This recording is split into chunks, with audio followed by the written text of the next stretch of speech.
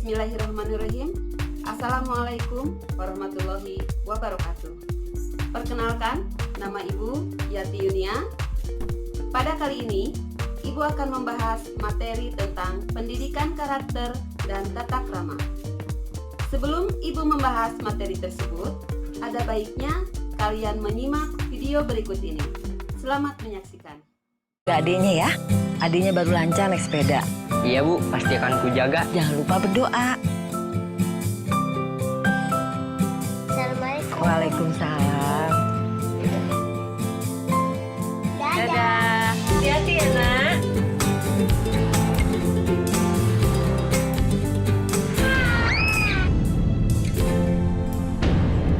Tolong jaga adiknya ya, adiknya baru lancar naik sepeda.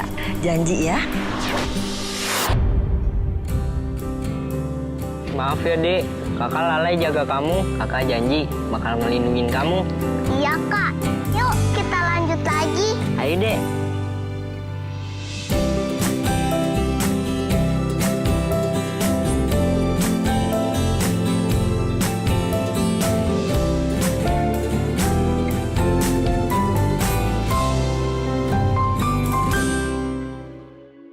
Oke, dalam video tersebut kalian bisa lihat ya, ada beberapa karakter baik yang ditanamkan oleh ibunya ya kepada anak-anaknya, dan anak-anaknya juga sudah terbiasa dengan karakter tersebut. Oke, apa saja itu? Oke, di antaranya yang pertama, mereka bersemangat belajar. Nah, itu merupakan karakter yang baik ya.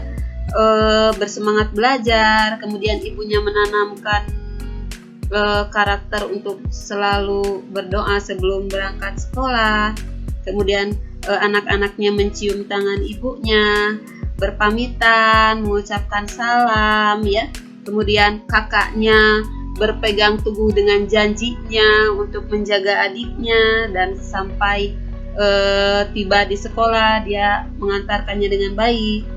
Nah, kemudian mencium tangan ibu guru. Nah, ya.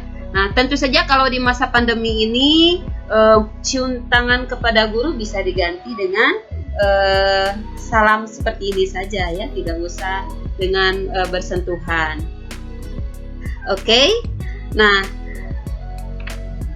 dari sana kita bisa lihat ada pendidikan karakter. Nah, tadi Ibu sudah bahas pendidikan karakter. Apa itu pendidikan karakter? Oke, kita lihat pendidikan karakter itu adalah suatu usaha manusia ya, secara sadar dan terencana untuk mendidik dan memberdayakan potensi peserta didik guna membangun karakter pribadinya sehingga dapat menjadi individu yang bermanfaat bagi dirinya dan lingkungannya. Jadi di sini pendidikan karakter ini adalah usaha yang ditanamkan ya oleh berbagai pihak atau oleh guru untuk memberdayakan potensi peserta didik, sehingga peserta didik itu atau siswa-siswi itu terbiasa dengan karakter yang baik ya. Oke. Nah, dalam pendidikan karakter ada beberapa dimensi ya yang terkait. Apa saja itu? Oke, kita lihat di sini.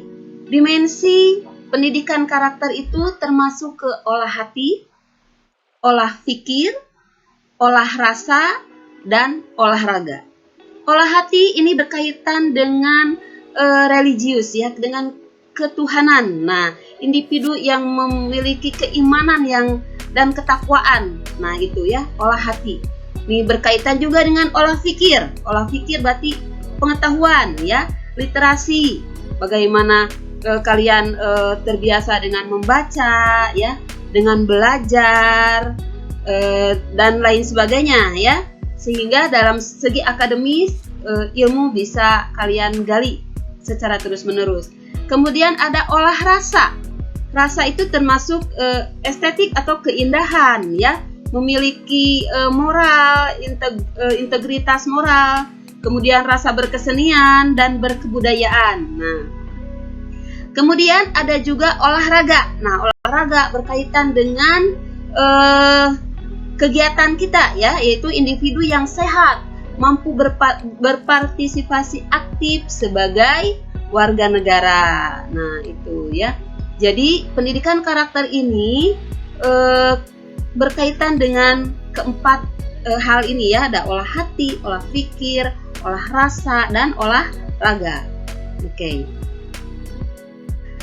Kemudian di dalam pendidikan karakter itu tidak hanya bisa dilakukan oleh sekolah. Nah, pendidikan karakter itu juga harus dilakukan oleh masyarakat, keluarga, ya. Jadi ada tiga yang harus terjadi di sini bersinergi. Jadi pendidikan karakter itu harus ditanamkan di sekolah, di keluarga, dan juga di masyarakat. Nah, jadi harus bersinergi ini. Tidak bisa di satu pihak saja, tidak bisa. Harus berkaitan semuanya. Jadi di sekolah kita diajarkan pendidikan karakter, di keluarga, kemudian di masyarakat juga, sehingga dalam satu kesatuan membentuk siswa-siswi yang berguna bagi dirinya, bagi keluarganya, juga bagi bangsanya. Oke. Nah, di sini dalam pendidikan karakter itu ada nilai-nilai pendidikan karakter apa saja? Nah, ini kita singkat dengan Rena Mandiin God. Nah, ya. Ada 5 hal, yaitu Rena Mandiin God. Apa saja ya? Apa itu Rena Mandiin God? Kita lihat. Oke, re-nya adalah religious. Oke, religious. Ya, kita lihat apa sih itu religious? Oke, religious itu berkaitan dengan keimanan kita atau ketakwaan kita terhadap Tuhan yang Maha Esa. Nah, di sini ada toleransi beragama, persahabatan, cinta damai, ya, teguh pada pendirian, ketulusan, percaya diri, anti perundungan dan kekerasan, tidak ada pembulian, artinya ya, tidak memaksakan kehendak, mencintai lingkungan, kerjasama antar pemeluk agama dan kepercayaan, menghargai perbedaan agama, ya, kemudian melindungi yang kecil dan yang tersisih atau yang minoritas, ya. Oke, di sini selain religius ada tadi nah. Nah, nanya apa? Nanya adalah nasionalis. Tentu sudah tahu ya kalau nasionalis berkaitan dengan berkebangsaan, ya. Nah, apa saja di sini kita lihat. Nasionalis itu menempatkan kepentingan bangsa dan negara di atas kepentingan pribadi dan kelompok. Nah, di sini ada taat hukum, disiplin, kemudian cinta tanah air, menghormati keragaman budaya, suku dan agama, apresiasi budaya bangsa sendiri, menjaga kekayaan budaya bangsa, kemudian rela berkorban, unggul dan berprestasi, menjaga lingkungan. Jadi kalian, ketika kalian menjaga lingkungan kalian, tidak mencoret-coret sembarangan, ya. Nah, tidak vandalisme. Nah, ini artinya kalian sudah mempunyai nilai karakter pendidikan nasionalis, ya. Berprestasi, semangat belajar, pergi ke sekolah tepat waktu. Nah, itu berarti masuk ke nilai karakter nasionalis. Oke, berikutnya mandi. Nah, apaan tuh mandi, ya?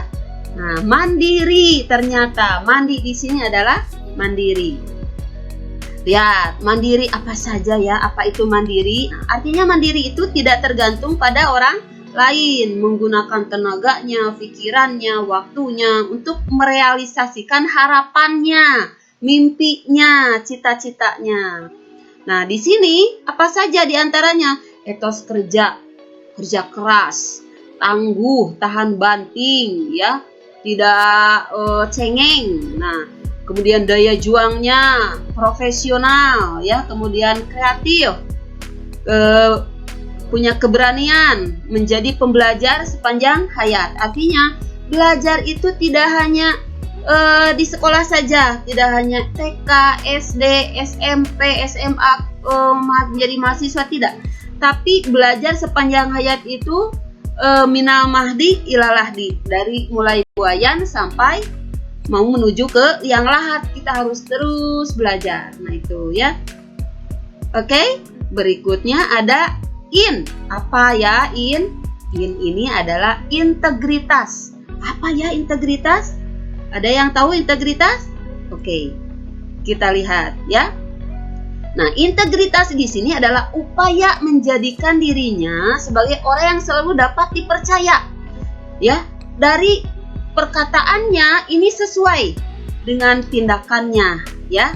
Jadi percaya, perkataannya bisa dipercaya, tindakannya juga sesuai dengan apa yang dikatakannya, pekerjaannya juga dia bagus. Nah, apa saja di sini ada jujur, ya. Kejujuran itu masuk ke integritas, kan integritas itu adalah upaya menjadikan dirinya dapat dipercaya, ya. Jujur, keadilan, keteladanan. Nah, kalian memberikan contoh yang baik kepada adik-adik. Nah, itu juga artinya kalian mempunyai integritas yang baik, yang tinggi, ya. Kesetiaan, menghargai martabat individu, ya. Terutama nih ada yang misalkan ada penyandang disabilitas, artinya penyandang disabilitas itu yang orang-orang yang berkebutuhan khusus, ya. Misalkan ada yang tidak bisa berjalan, tidak bisa melihat. Nah itu ya, menghargai martabat individu, tidak ada bully-membuli, tidak ada hina-menghina secara fisik, itu tidak ada, ya. Berarti kalau ada yang suka menghina secara fisik, itu artinya tidak punya integritas yang baik, ya. Kemudian anti korupsi, kalau di kita di sekolah berarti tidak nyontek. Nah ya, kalau belajar tidak nyontek, pede saja, ya. Kemudian komitmennya, moralnya yang baik, tanggung jawab. Nah, seperti tadi dalam video, ya, tanggung jawab menjaga adiknya sampai pergi ke sekolah. Nah itu berarti punya integritas yang baik. Kemudian cinta pada kebenaran. Nah gitu, ya, tidak nyontek. Kemudian kalian saling memberikan keadilan dengan teman-teman, setia kawan, artinya dalam kebaikan setia kawannya, ya. Itu berarti kalian punya integritas yang baik. Oke, kita lihat lagi ada God. Apa ya God? Oke, kita cek. Gotong royong. Apaan ya? Apa saja gotong royong? Nah, di sini gotong royong ini mencerminkan tindakan yang menghargai semangat kerjasama, ya. Bahu-membahu menyelesaikan persoalan bersama. Di sini ada saling menghargai, ya, inklusif, kerjasama, solidaritas, empati. Empati di sana kalian merasakan apa yang orang lain derita, ya. Kemudian komitmen atas keputusan bersama. Nah, kalau sudah dimusyawarahkan, ya harus komit. Jangan sudah komitmen dengan keputusannya A, misalkan kita tidak bisa mengkhianati keputusan tersebut. Nah, ya. Kemudian musyawarah untuk mufakat, tolong menolong, anti diskriminasi, ya. Jadi tidak mengkucilkan seseorang, itu tidak, ya. Kemudian anti kekerasan, ya. Tidak boleh anti kekerasan di sini, tidak boleh kalian berkelahi dan lain sebagainya, ya. Kemudian sikap kerelawanan, ya. Kalau ada orang yang butuh bantuan, segera dibantu, ya. Kalau dalam agama ada sodako, ya. Kalau ada yang butuh bantuan secara material, kita belajar untuk bersodako, belajar membantu, ya. Belajar membantu dalam memecahkan masalah, misalkan, ya. Tapi tidak saling mencontek, gotong royong ini, ya enggak juga, ya. Oke. Nah, dalam pendidikan karakter tersebut, ini nanti berkaitan dengan tata krama. Apa ya tata krama? Tata krama adalah, tata krama ini terdiri dari dua kata, ya, ada tata dan krama. Tata berarti adat, aturan, norma, peraturan, ya. Kemudian kalau krama berarti sopan santun, kelakuannya, tindakannya, perbuatannya. Nah, jadi tata krama itu dalam artian adat sopan santun, kebiasaan sopan santun, akhlak, ya. Kalau ada agama ini akhlak, ya. Tata krama ini. Oke. Kita lihat. Nah, bagaimana tata krama dalam pembelajaran di masa pandemi ya. Nah, tata krama ini banyak ya. Kalau dalam pembelajaran normal tata kramanya seperti apa. Nah, di sini Ibu akan bahas tata krama dalam pembelajaran masa pandemi. Bagaimana itu? Nah, diantaranya satu, peserta didik tepat waktu dalam mengikuti pembelajaran. Jadi jangan sampai guru itu sudah siap-siap ya untuk memberikan daring dan peserta didiknya masih tidur. Nah, ini berarti tidak punya tata krama ya. Jadi kalau kita punya tata krama yang baik, ketika guru sudah siap untuk memberikan daring, kalian sudah siap juga tepat waktu ya. Guru mengabsen, kalian sudah tepat waktu mengisi kehadiran ya, menyimak apa yang dijelaskan oleh guru. Nah, sampai selesai. Kemudian 2, menggunakan bahasa yang baik dan sopan dalam kegiatan pembelajaran. Jadi kalau ada dari kalian yang tidak paham ya dalam materi itu, coba silakan bisa ditanyakan, bisa berkomunikasi dengan gurunya ya, dengan tentunya menggunakan bahasa yang baik dan sopan ya. Tidak asal-asalan ya ngomongnya, tapi gunakan bahasa yang baik dan sopan. Kemudian berpenampilan rapi dan sopan apabila melakukan tatap muka virtual ya. Misalkan ada waktu atau saatnya kita meeting dalam virtual itu ya, kalian gunakan pakaian yang rapi, sopan, walaupun tidak langsung tatap muka ya, tapi tetap kita harus menjaga marwah diri sendiri ya. Mandi dulu, berpakaian dulu yang rapi ya. Jangan bangun tidur pecek udah langsung nongol di sana secara virtual. Nah, jangan ya, karena nanti kan kelihatan. Oke. Kemudian, nah, bagaimana tata krama menghubungi guru? Nah, kan kalau dalam daring itu kan pasti kalian banyak keluhan yang bisa disampaikan, baik itu melalui WhatsApp ya, atau melalui media-media yang lain ya. Nah, kita lihat, oke, bagaimana mengucapkan salam sebagai pembuka obrolan atau chat ya. Misalkan Assalamualaikum, atau selamat pagi, selamat siang, selamat sore. Nah ya, ucapkan. Kemudian menyebutkan identitas diri ya. Assalamualaikum Ibu, nama saya misalkan nama saya Susi, kelas 7A. Nah itu ya, jadi sebutkan, karena kan guru tidak tahu siapa nih yang menghubungi ya. Mungkin saja nomornya tidak di-save oleh gurunya ya. Jadi selalu menyebutkan identitas dirinya. Kemudian sampaikan hal yang ditanyakan dengan menggunakan bahasa yang baik, sopan, dan tidak bertele-tele ya. Tapi langsung ditanyakan apa yang mau ditanyakannya.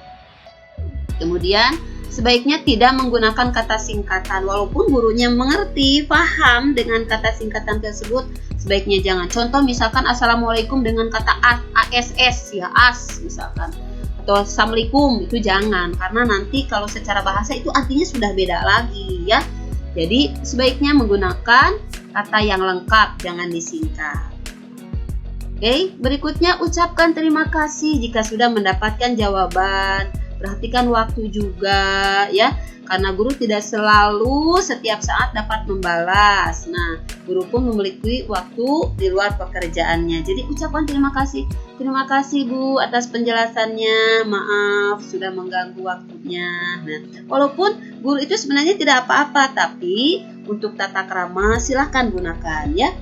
Jadi ketika kalian mau menghubungi, Assalamualaikum atau selamat pagi Bu, selamat pagi Pak. Nah misalnya, kemudian nama saya, nah siapa ya, kelas berapa, kemudian sampaikan apa yang ditanyakan ya.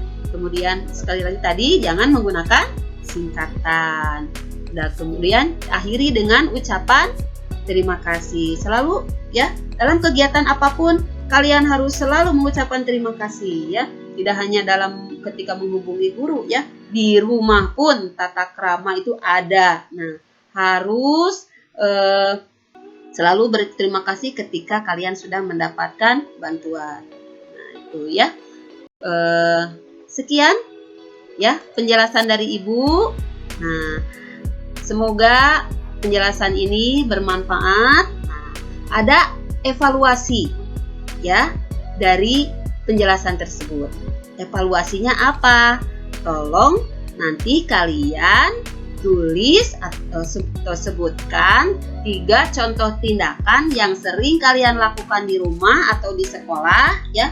Jelaskan termasuk ke dalam nilai karakter yang mana tindakan yang sudah kalian lakukan tersebut ya. Contoh tadi misalkan berdoa sebelum berangkat. Masuk ke nilai karakter apa?